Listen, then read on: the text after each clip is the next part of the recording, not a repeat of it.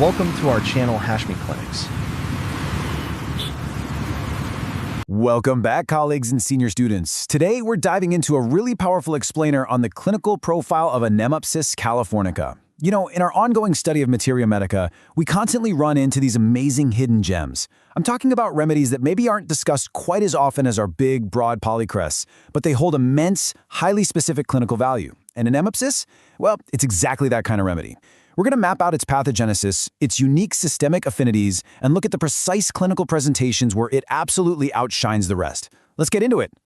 Okay, so here's our roadmap for today's explainer. We'll start with the introduction and central essence, then move into mentals and generals, systemic affinities, acute conditions and injuries, relationships, and finally wrap up with clinical tips and dosage. Starting right off with Section 1, Introduction and Central Essence, focusing on its botanical and clinical identity. So you'll frequently see Anemopsis californica listed under its synonym, Yerba Mansa. Interestingly, that name roughly translates to calm herb. It's actually a bit of a funny contradiction when you realize it tackles some incredibly aggressive pathologies. This broad utility definitely earned it its historical nickname, the household herb. It belongs to the Soureraceae family, and we actually utilize the entire plant to prepare the medicine. Astrologically, it's tied to Venus and Mars. Now definitely memorize these origins, guys. A plant historically trusted as a household staple for everyday ailments almost always has a profound, reliable action on our primary defense systems. Now, right here is the absolute core of this remedy. Its central essence is profoundly rooted in the mucous membranes. Professor Dr. Rifat Hashmi hit the nail on the head when he called it simply a mucous membrane medicine. Honestly, if you take only one single thing away from this explainer today, let it be this. Whenever you've got a case featuring profound, chronic, or acute mucosal disturbances anywhere in the body, Anemopsis absolutely has to be on your differential radar. Moving on to Section 2, Mental and Emotional Symptoms and Physical Generals. Let's look at the core sensitivities. Here is where we find a highly peculiar mental feature. This remedy acts as a profound quieting agent in states of undue emotional or nervous excitement. Clinically, picture an agitated, hyperstimulated patient. Maybe this is secondary to an acute trauma or perhaps a really distressing chronic pathology. It's a beautiful contradiction, right? For a patient who is completely overwhelmed and biologically overactive, Anemopsis steps right in to calm that vital turbulence. It doesn't just dry up a physical discharge, it literally pacifies a hyperreactive vital force. Physically, what we're looking for are general states characterized by profound tissue relaxation, profuse discharges, and interestingly, a historical utility in malaria. See, the mucous membranes aren't just inflamed here. They lack tone entirely. They're flabby. This deep biological relaxation is exactly what allows for these incredibly profuse weeping mucus or serous discharges. And its indication in malaria? That points to a deep, miasmatic clearing ability, especially when fevers are paired with the intense Catarrh and relaxed tissue states we see in chronic patients. All right, Section 3, Characteristic Particular Symptoms. Let's break this down with a system-by-system analysis. Check out these intense catarrhal states. The absolute keynote here is the sensation of a completely full, totally stuffy head and throat. In the nasal sphere, we're talking about chronic inflammation of the Schneiderian membrane. It's this deep, boggy relaxation of the internal nasal anatomy.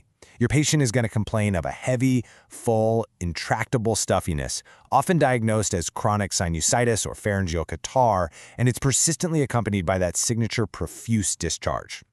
But please, never overlook the cardiovascular sphere with this one. Here, we see sudden, violent palpitations that often perfectly mirror that mental state of undue excitement we talked about earlier. In fact, it's highly recommended in specific presentations of heart disease. When you have a patient whose heart feels like it's just going to pound right out of their chest because of nervous excitability, Anemopsis acts as that vital quieting agent, bringing their cardiovascular rhythm back to a state of physiological calm.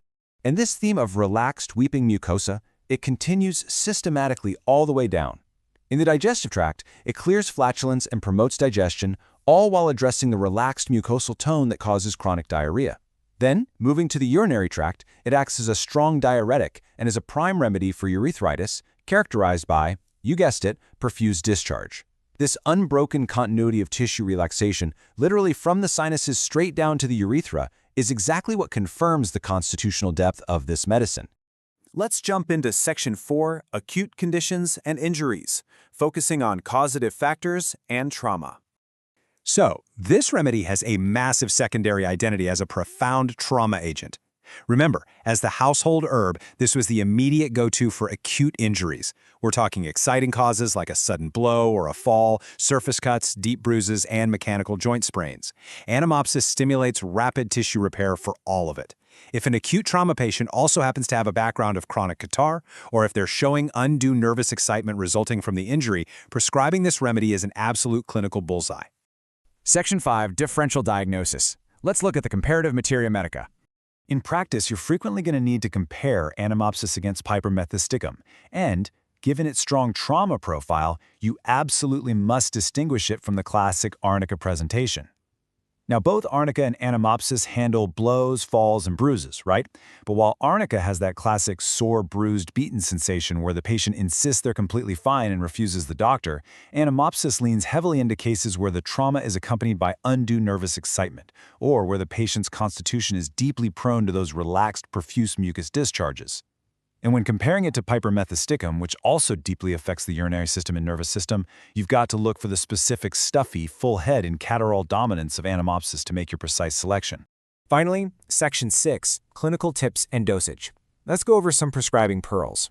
Here is a huge clinical pearl for you. This remedy is technically unproven. What that means is we rely entirely on historically verified clinical observations. Because we lack a complete, standardized homeopathic proving for Anemopsis, we lean heavily on the empirical data gathered by the masters of our craft. But let me tell you, it has been found highly useful in practice. So don't let the unproven status deter you for a second. Instead, let it focus your attention entirely on the concrete clinical facts we've mapped out today: the mucus relaxation, the trauma, the palpitations, and the malarial connections. As for administration, make sure you note this dual-action approach. It is highly effective when given as an internal tincture, but, and this is super cool, it's remarkably useful applied locally as a spray for severe catarrhal states. This is vital clinical advice. While we usually dose our remedies entirely orally in various potencies, Anemopsis actually has a rich history of being applied directly to the affected tissues. So for a patient suffering from that heavy, chronic inflammation of the Schneiderian membrane with a completely stuffed head, utilizing a localized Anemopsis spray alongside your internal dosing can provide profound accelerated relief. So keep these profound tissue relaxations, profuse discharges, and trauma patterns sharp in your mind. The real question is, how are you going to spot this remedy in your clinic tomorrow? Is it going to be the patient with the agonizing, chronically stuffy head and endless discharge, or maybe that highly agitated patient with violent palpitations after a bad fall? Anemopsis californica offers us a truly dynamic, dual-pronged approach to both chronic mucosal degradation and acute trauma. Study it, differentiate it, and definitely keep it ready in your dispensary.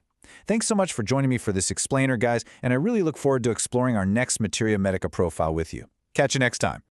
Professor Dr. Rafat Hashmi is a distinguished homeopathic physician, educator, and researcher with over 4 decades of clinical and teaching experience. He is widely respected for his deep command of Materia Medica, repertory, and constitutional prescribing, combined with a practical, patient-centered approach. Dr. Hashmi has dedicated his career to training generations of homeopathic doctors, blending classical principles with modern clinical insight. He is also known for his innovative work in digital homeopathy, developing educational content, clinical tools, and AI-assisted systems to enhance remedy selection and case analysis. With a strong commitment to ethical practice and lifelong learning, Professor Dr. Rafat Hashmi continues to guide, inspire, and elevate the standards of homeopathic education and patient care.